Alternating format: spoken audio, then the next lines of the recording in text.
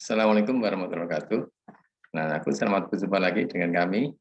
Harapan kami anak-anakku dalam keadaan sehat walafiat ya. Langsung saja anakku, ini adalah kelanjutan video yang pertama tentang sel elektrokimia. Jadi yang pertama itu sampai pada kesimpulan ini ya anakku, kesimpulan bahwa terjadi reaksi redoks ya. Oksidasinya Zn menjadi Zn2+ plus 2 elektron. Kemudian reduksinya adalah Cu2+ plus 2 elektron menjadi Cu solid. Dan poin pentingnya yang kemarin saya sampaikan adalah ini.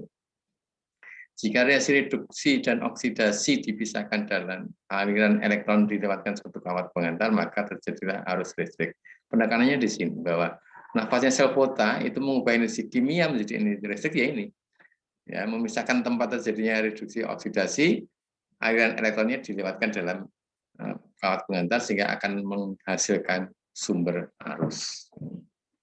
Kimia menjadi listrik ya, karena menghasilkan sumber arus listrik tadi.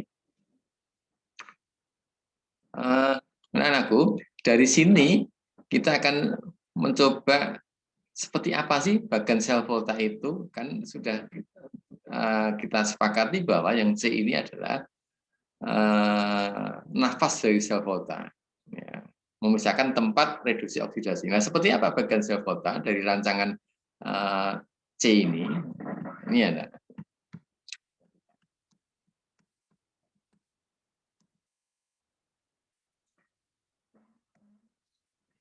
Seperti inilah bagan sel volta, ya, bagan sel volta. Ini ada jembatan garam di sini nih, ya, jembatan garam. Ini ada gelas kimia, kita isi larutan ZnSO4. Tadi kan Zn dengan Cu ya, Zn kita berikan ZnSO4 di sini, maka saya tuliskan Zn2+ karena dia terionisasi menghasilkan Zn2+ kan ya. Ini diisi oleh larutan CuSO4 ya. Ini adalah Cu2+ itu maksudnya larutan CuSO4 ini ZnSO4. Ini adalah batang logam Zn, ini adalah batang logam Cu ya. Kemudian dihubungkan dengan kawat penghubung. Harapannya ini loh, terjadinya reaksi nanti dipisahkan, ada kawat penghubungnya. Ya, ada kawat penghubungnya, ini loh yang akan mendeteksi adanya arus listrik. Kemudian ini ada jembatan garam untuk menghubungkan ini. Ini adalah syarat terjadinya rangkaian arus listrik adalah rangkaiannya circle. Ini harus ada penghubungnya. Tanpa ada penghubungnya tidak akan pernah menghasilkan suatu arus listrik nantinya. Ya, ini fungsinya itu membuat sirkulasinya tertutup atau circle tadi. Jembatan garam itu bisa diisi oleh gel yang di dalamnya terlarut NaCl, garam, atau mungkin KNO3. Yang penting adalah senyawa-senyawa ion yang bisa menghasilkan ion positif dan negatif, ya, yang mudah terionisasi ini. Ya. Elektrolit umumnya ini, elektrolit itu. Ini pipa yang diisi oleh gel NaCl atau KNO3, atau kadang bisa diberi kapas basah yang dibasi oleh apa? Ya, dibasi oleh larutan NaCl ini atau KNO3. Ini jembatan garam. Kemudian jembatan garam itu untuk apa sih fungsinya? Untuk menetralisir kelebihan muatan akibat terjadinya reaksi redoks di kedua elektroda. Nah, elektroda itu adalah logam yang dicelupkan dalam larutan elektrolit, ini namanya elektroda. Jadi ada dua ini, elektroda Zn dan elektroda Cu. Ini logam Cu-nya dimasukkan dalam CuSO4, itu namanya elektroda Cu. Ini elektroda Zn-nya di sini. Ya. Fungsinya jembatan garam adalah untuk menetralisir kelebihan muatan akibat terjadinya reaksi redoks. Tadi Anda perhatikan di pertemuan sebelumnya atau di kesimpulan tadi kan terjadi reaksi oksidasi di Zn. Zn berubah menjadi Zn2+ plus elektron. Nah, Zn berubah menjadi Zn2+ plus elektron. Elektronnya mengalir ke sana ini. Nah, maka di elektroda Zn ini tempat terjadinya apa? Oksidasi. Maka karena di Zn, elektroda Zn ini tempat terjadinya oksidasi, maka namanya elektroda anoda. Ingat, baik volta maupun elektrolisa, tempat terjadinya anoda namanya elektroda anoda. Ya, tempat terjadinya oksidasi namanya anoda. Jadi Zn ini berperan sebagai elektroda anoda. Maka saya beri simbol A ini. Ini singkatan dari anoda. Kenapa Zn tadi dikatakan sebagai elektroda anoda? Alasannya apa? Di sini tempat terjadinya reaksi oksidasi. Oksidasi dari apa? Zn larut menjadi Zn2+ sambil melepas elektron. Maka di sini muatannya negatif karena ada aliran elektron dari sini sumbernya. Nah, ke sana. Nah, kemudian kalau ini nanti menghasilkan Zn2+-nya, menghasilkan di sini kan lama-lama kebanyakan ini Zn2+-nya, ion positifnya. Maka fungsi jembatan garam menetralisir yang ion negatif dari jembatan garam masuk ke larutan ini. Misalkan kalau NaCl yang masuk ke sini apa? Cl-nya. Ini Cl-nya yang masuk ke sini. Ya, itu namanya menetralisir tadi, kelebihan muatan tadi. Karena Zn2+-nya berlebihan nanti karena diproduksi oleh reaksi oksidasi ini. Nah, gitu.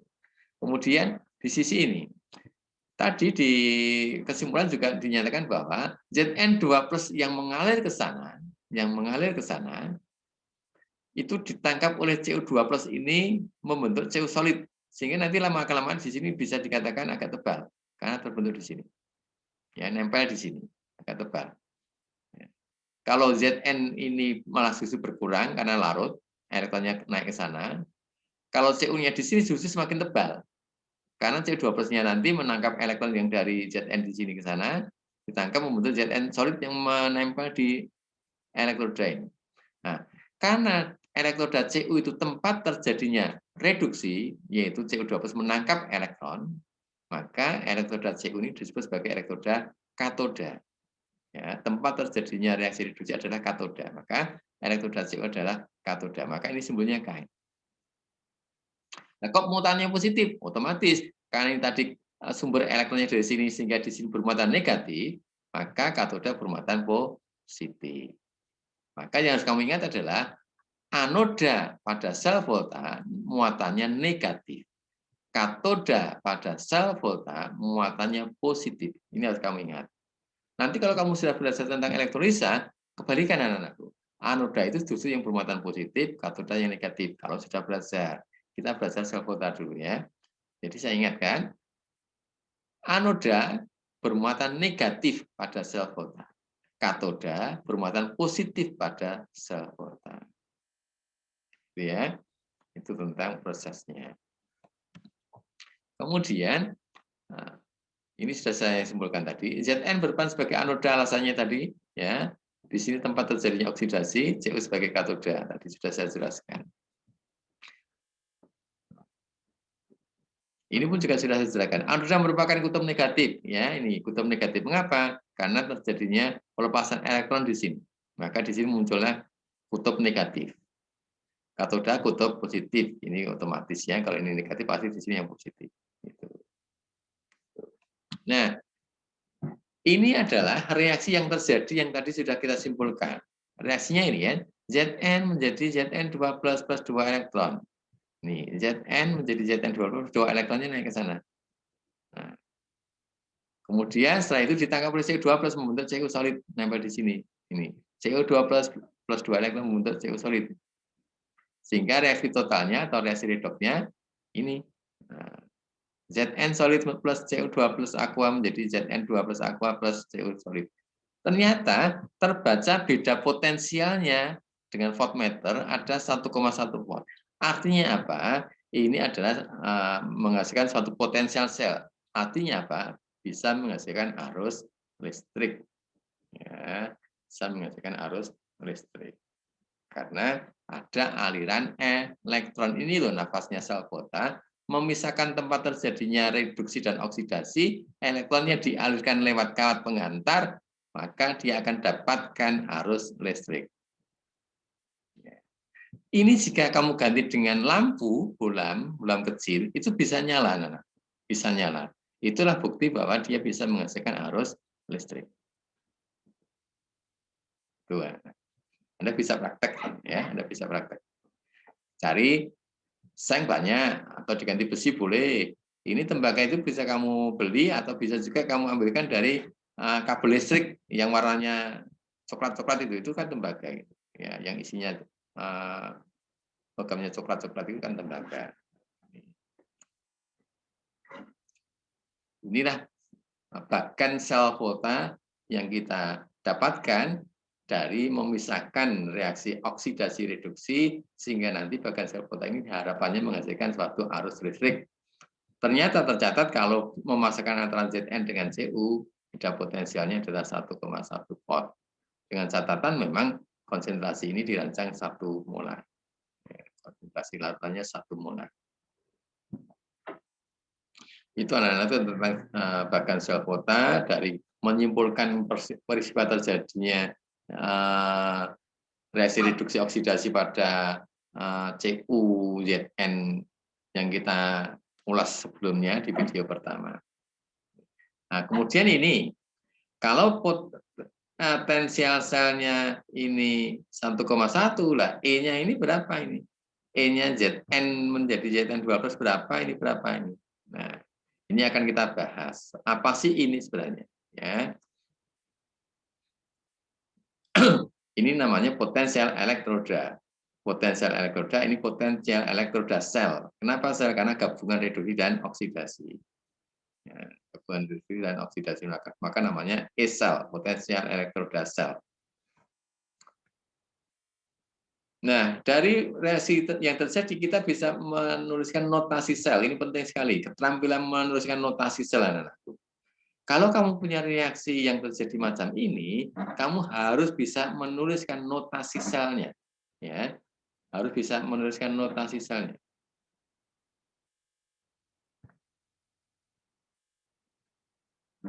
Yaitu oksidasi dulu, baru reduksi. Oksidasi dulu, baru reduksi. Oksidasinya apa ini? Zn menjadi Zn2+. Ya. Baru reduksi. CO2+ menjadi Cu. CO2+ menjadi Cu. Garis miring. Nah, di antara ini ada batas garis miring 2. Ya, ini pemisahnya simbol dari jembatan garam. Ini ibaratnya jembatan garamnya, simbol garis 2 miring 2 ini. Ya, Zn garis miring Zn2+, ini reaksi oksidasi. Garis miring 2 simbol jembatan garamnya ini. Kemudian Cu2+ ini menjadi Cu. Cu2+ menjadi Cu. Dengan E-sel 1,1 volt. Artinya apa? Beda potensial selnya, beda potensial elektroda Zn dengan Cu itu adalah 1,1 volt terekam pada voltmeternya. Terekam pada voltmeternya. Itu tentang bagan sel volta. Ini adalah menyimpulkan dari kesimpulan yang sebelumnya di video pertama. Kemudian kita buat bagan sel voltanya seperti apa ya rancangannya? Oh, seperti ini. Nah, sekarang kita akan lihat potensial elektroda standar atau E0-nya apa sih? Ini ya. Ini kita akan lihat sebentar.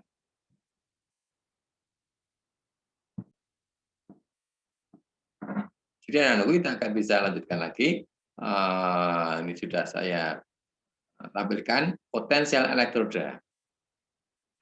Jika suatu batang logam dicelupkan ke dalam air akan timbul beda potensial antara batang logam dan air yang disebut potensial elektroda. Nah, setiap logam memiliki potensial elektroda yang berbeda-beda.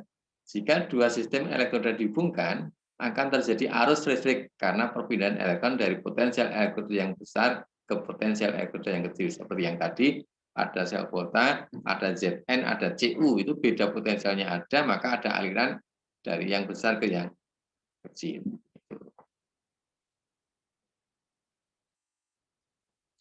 Ini gambarannya. Kemudian, bagaimana kita bisa mengukur salah satunya? Nah, jadi berapa sih E0-nya atau potensial elektrodanya Cu, berapa sih potensial elektrodanya Zn? Jika berdiri sendiri ya, tidak gabungan. Kalau 1,1 tadi kan adalah beda potensial antara Zn dengan Cu, itu bedanya 1,1. Tapi kalau ditanya, berapa E0-nya Zn? Berapa E0-nya Cu? Itu kita nggak tahu tadi.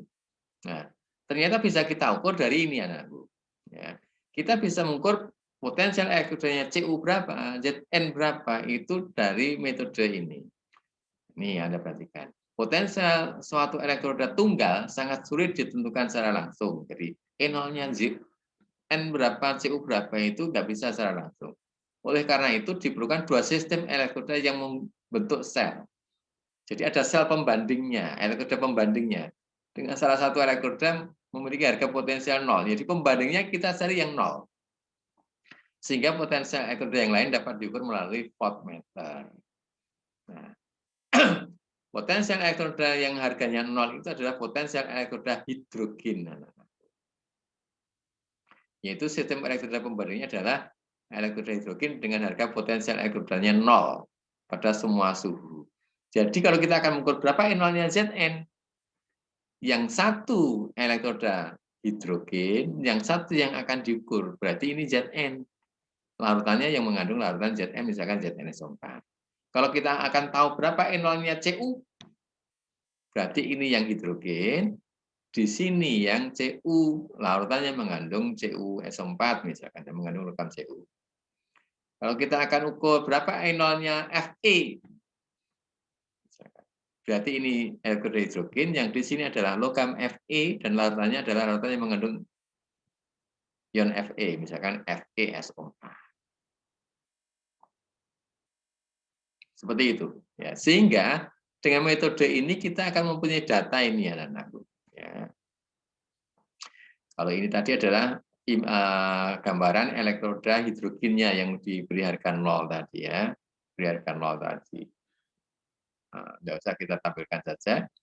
Ini untuk menyingkat saja ini. Nah, ini. Setelah diukur, kita akan dapat data ini. Oh, ternyata reaksi reduksi logam E0-nya sekian. Jadi semua data potensial elektroda pasti reduksi. Tidak ada kok data kok oksidasi. Semuanya reduksi. Ya, sehingga punya data ini. Dari yang min sampai ke yang plus. Ya. Dari yang min sampai ke yang plus. Nih. Data inilah yang nanti akan kita bisa pakai untuk menyelesaikan soal-soal yang menyangkut sel kota. Jadi data ini diperoleh dari percobaan. Ya. Nah, dari sinilah kita akan masuk ke PowerPoint lagi ya anak-anakku.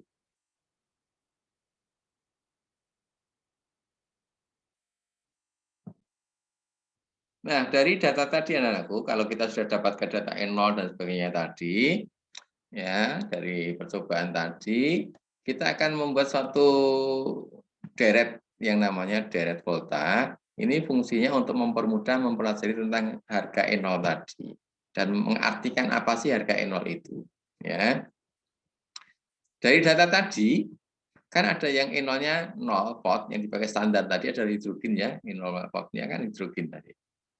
Terus ada yang berharga negatif, ada yang positif. Kemudian dari situ kita akan petakan tadi yang ada di data tadi ternyata macam ini. Ya. Ini ada paling kecil di sini Li dari data tadi. Li, kemudian agak besar, agak besar, agak besar, Cu, Hg, Ag, Pt, Au. Ini yang berharga positif.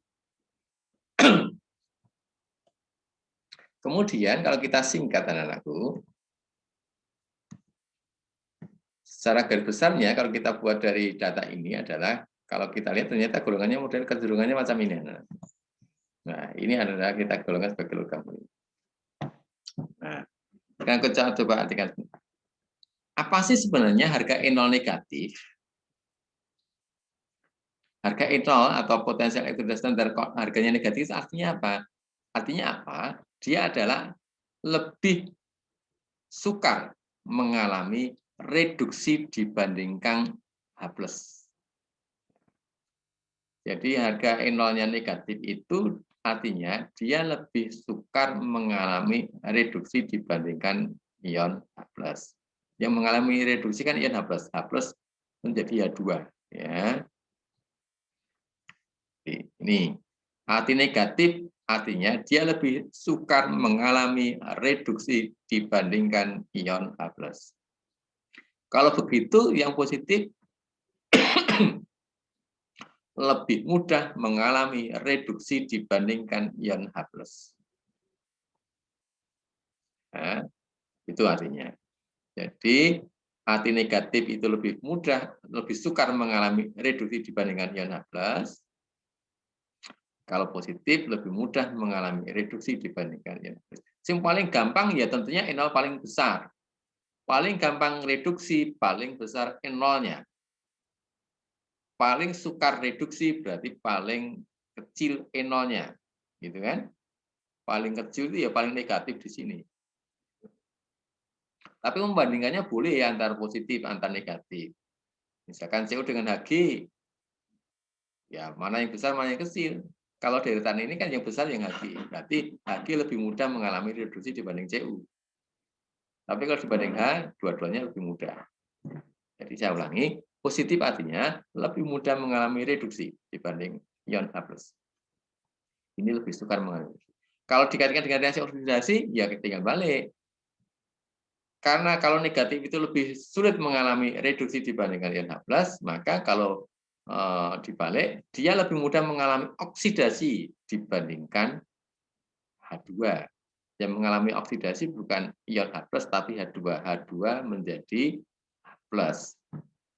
Ya, plus elektron nantinya. Gitu.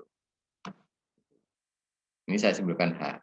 Saya ulangi, kalau begitu yang negatif itu berarti lebih mudah mengalami oksidasi. Ya, mudah mengalami oksidasi dibandingkan H+. Karena yang akan mengalami oksidasi adalah logamnya, misalkan Na menjadi Na+. Nah, gitu. Tidak kok Na menjadi Na-, Na hanya bisa menjadi Na+ mengalami oksidasi. Yang mengalami reduksi bukan Na-nya, tapi ion Na+-nya. Na+ mengalami reduksi menjadi Na. Itu reduksi. Jadi kalau logam itu mengalami oksidasi, berarti logam menjadi ionnya. Kalau logam itu mengalami reduksi, maksudnya adalah ion logam menjadi logamnya. Itu. Misalkan Na menjadi Na+ itu oksidasi. Kalau Na+ menjadi Na, reduksi. Itu. Maksudnya itu. Jadi saya ulangi, arti negatif positif sudah paham ya. Kalau dibandingkan tadi, sehingga kalau kita kalau ukurnya reaksi oksidasi, ya yang paling gampang oksidasi yang paling kecil E0-nya. Paling sukar oksidasi paling besar E0-nya. Tapi data E0 selalu datanya reduksi. Kamu diberikan data, itu pasti E0-nya reduksi. Sehingga arti E0, semakin besar E0, berarti semakin mudah reduksi. Semakin kecil E0, semakin mudah, semakin sulit reduksi. Saya ulangi ya, semakin besar E0, semakin mudah oksidasi, reduksi. Semakin besar E0, semakin mudah reduksi. Semakin kecil E0, semakin sulit reduksi. Sehingga nanti kalau kita kaitkan dengan oksidator reduktor, kamu kan sudah mengenal tentang oksidator reduktor ya. Reduktor itu adalah zat yang mengalami oksidasi. Berarti kalau ditanya reduktor terkuatnya bagaimana? Reduktor terkuat berarti adalah zat yang mudah mengalami oksidasi. Nah, yang mudah mengalami oksidasi itu yang E0-nya kecil mana? Berarti reduktor terkuat itu adalah E0 paling kecil. Ngerti ya? Reduktor terkuat adalah E0 paling kecil. Karena E0 paling kecil mudah mengalami oksidasi sehingga sifatnya sebagai reduktor. Berarti oksidator terkuatnya E0 paling besar. E0 paling besar itu adalah oksidator terkuat. Saya ulangi, reduktor terkuat E0 paling kecil, oksidator terkuat E0 paling besar. Nah, kecenderungan ini tadi kita sikapi ternyata ini anak. Oh, ternyata E0 paling kecil itu golongan 1A. Terus disusul 2A, 3A, terus golongan B itu golongan transisi ya. Yang positif itu logam mulia. Apalkan saja biar apa? Kerupuk hangus agak pahit au. Kerupuk hangus agak pahit au. Paling kiri Cu, paling kanan au. Ini supaya tahu urutannya sehingga kamu nanti akan bisa melihat kecenderungannya mana yang lebih mudah reduksi, mana yang oksidasi. Jika kamu diberikan tanpa adanya data E0. Ini pun juga demikian. Misalkan kamu ditanya antara Mg dengan Fe mana yang lebih mudah mengalami oksidasi? Oh, Mg golongan 2A, Fe golongan B. 2A-nya di sini. Fe-nya B. Oh, berarti yang mudah mengalami oksidasi yang kiri, yang 2A, yang Mg. Yang golongan B atau Fe-nya lebih sukar mengalami oksidasi dibandingkan 2A. Pembandingnya ini tadi. Jadi urutan ini penting sekali. Ini semakin mudah oksidasi ke kiri, ke kanan semakin mudah reduksi. Dari situlah kita bisa sembuhkan ini. Nah, ini sebenarnya yang saya katakan tadi. Lebih mudah mengalami oksidasi itu yang negatif, lebih mudah mengalami reduksi itu yang positif. Paling mudah oksidasi enol paling kecil, paling mudah reduksi enol paling besar. Bersifat reduktor itu adalah enol yang negatif, paling kecil yang paling kuat. Bersifat oksidator itu adalah yang positif, paling kuat adalah yang paling besar. Reduktor terkuat enol paling kecil, oksidator terkuat enol paling besar. Tapi jangan lupa kalau ditanya membandingkannya tidak harus antara yang negatif dengan positif ya. Kamu mungkin disuruh membandingkan antara yang negatif dengan negatif atau positif dengan yang positif. Yang penting apa? Kamu tahu artinya. Semakin ke kiri semakin bersifat reduktor atau semakin mudah oksidasi, semakin ke kanan semakin bersifat oksidator atau semakin mudah reduksi. Itu yang penting. Sehingga harus tahu posisinya mana yang kiri, mana yang kanan, mana yang kiri, mana yang kanan. Dengan melihat kecenderungan ini. Paling kiri 1A, 2A, 3A, golongan B, terus logam mulia, urutannya kerupuk hangus, agak pahit, awu. Itu anak-anakku, sampai di situ kita akan lebih mudah memahami soal-soal tentang sel kota. Tambah sedikit lagi anak-anakku, sebelum kita nanti latihan soal. Nah, kalau itu tadi potensial elektroda, ini adalah potensial sel. ESA yang tadi di video 1 ada 1,1 volt tadi ya, 1,1 volt tadi. Kalau dihitung dengan data E0-nya, itu ternyata rumusnya adalah E katoda min E anoda. Jadi E sel itu adalah E katoda min E anoda. E katoda jangan lupa, E katoda yang mana ya? E katoda itu tempat terjadinya reduksi. Berarti E0-nya harus yang besar. E katoda itu adalah E yang mengalami reduksi, E anoda adalah E yang mengalami oksidasi. Ya, E sel sama dengan E katoda min E anoda. E katoda adalah E yang mengalami reduksi, yang anoda adalah yang mengalami oksidasi, jangan lupa. Nah, data E0-nya bisa dilihat. Dari data E0 reduksi dapat digunakan untuk menentukan bagan sel voltanya. Dari E0 reduksi dapat digunakan untuk menentukan bagan sel voltanya. Kenapa? Kan dari E0-nya nanti kita bisa merancang suatu bagan sel volta supaya menghasilkan energi listrik. Mana yang harus sebagai anoda, mana yang harus sebagai katoda. Jangan lupa, katoda itu harus yang lebih mudah reduksi, anoda harus yang lebih mudah oksidasi. Gitu kan? Jadi katoda harus yang lebih mudah reduksi, berarti E0 yang besar. Anoda harus yang lebih mudah oksidasi, yaitu yang E0 yang kecil. Nah, itu nanti akan kita bahas pada segmen contoh-contoh soalnya. Gitu ya. Sementara itu saja dulu anakku, terima kasih. Nanti kita akan lanjutkan video yang ketiga. Semoga bermanfaat. Akhir kata, Assalamualaikum warahmatullahi wabarakatuh.